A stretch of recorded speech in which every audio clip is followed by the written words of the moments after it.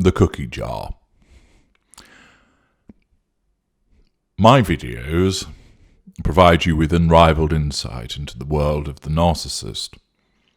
Some of the videos explain to you the way that the narcissist behaves, the mindset of the narcissist, to enable you to understand how and why we operate as the way that we do.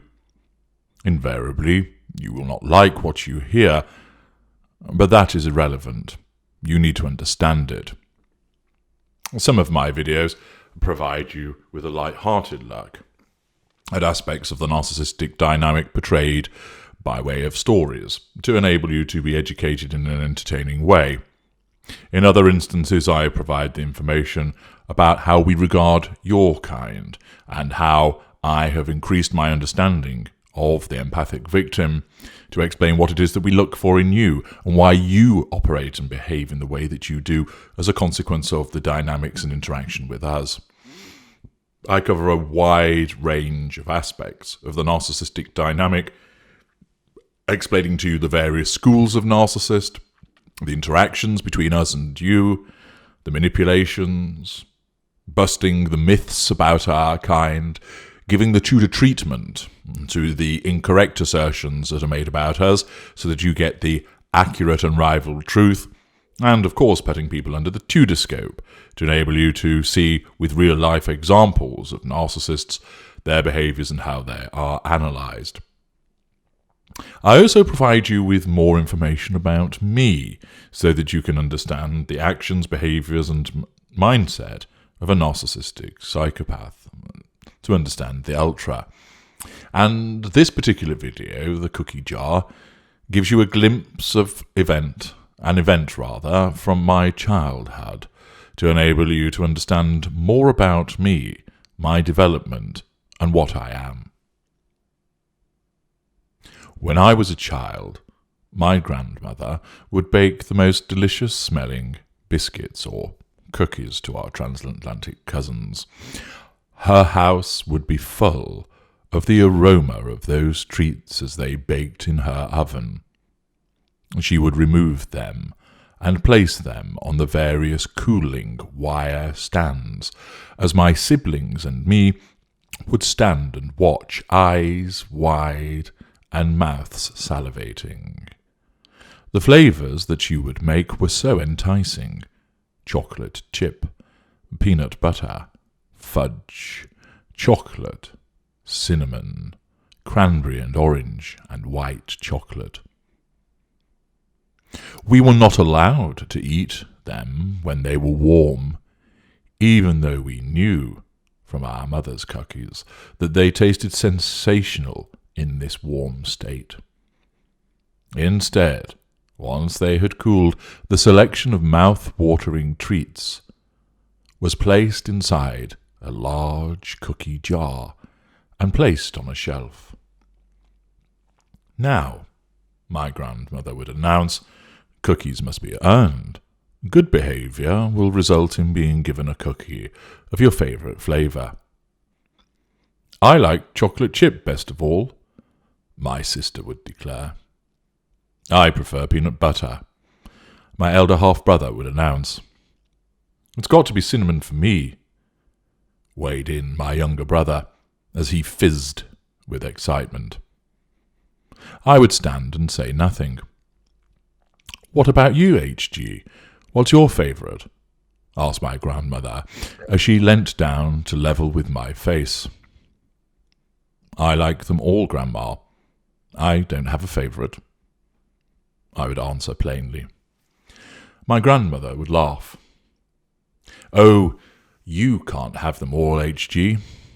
You'll be sick, she would say, and ruffle my hair, which I hated.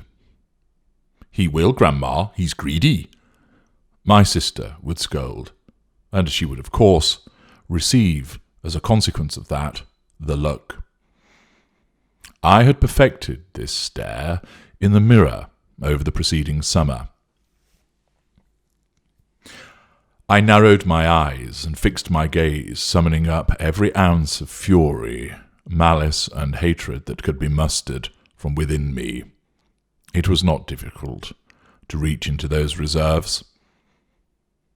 I found that it worked best if I thought of things which made me furious. I would recall being left out of the school football team, but for no apparent reason. I would remember when my painting did not win the competition, organised by the church. "But you came second," congratulated my younger brother at the time. "What's the good of second?" I shot back. And every other injustice that had ever been meted out to me that made me furious. I recalled the fury that I felt from each act of exclusion and failure to recognise my brilliance, and I channeled it into creating the cold, malicious stare, the baleful, cold fury. When I shot it towards my sister, she immediately fell quiet. She knew, now, better than to cross me once I had given her that luck. "Well," my grandmother would continue as she straightened herself, "if you all help me clean the baking utensils, you can all have a cookie each." I sneered as my siblings gathered around to assist so readily compliant for such a meagre reward. I turned and walked out of the room, unwilling to engage in their collective submission. "Don't you want a cookie, H.G.?" my grandmother would ask, her voice following me as I walked into the garden. "No, thank you," I called over my shoulder, and made my way to my favourite tree to climb high into its branches and sit in splendid isolation, looking across the extensive garden which surrounded my grandparents' impressive house. I would sit up there for some time, master of all I surveyed, thinking, planning, plotting. When I returned for dinner, my siblings would remind me of how delicious the cookies had tasted, yet I was unaffected by their ineffectual goading, for I knew the triumphs to come would surpass their laughable achievement. I merely smiled politely, containing the fury that was reacting to their goading. I knew I was accomplished at keeping control, something one of my kind does now so expertly. I got on with eating my dinner. I knew what was coming. I knew that I would prevail.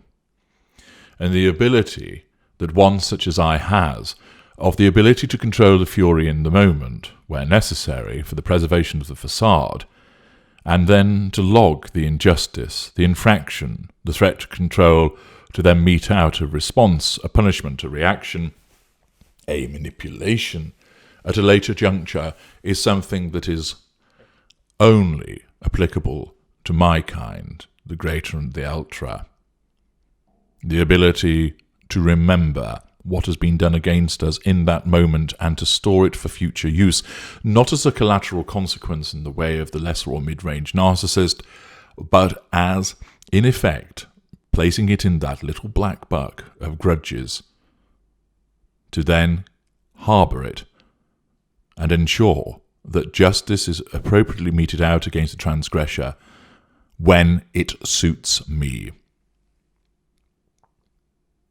That night, I waited until the rest of the house was asleep, and then I made my way downstairs, back into the kitchen.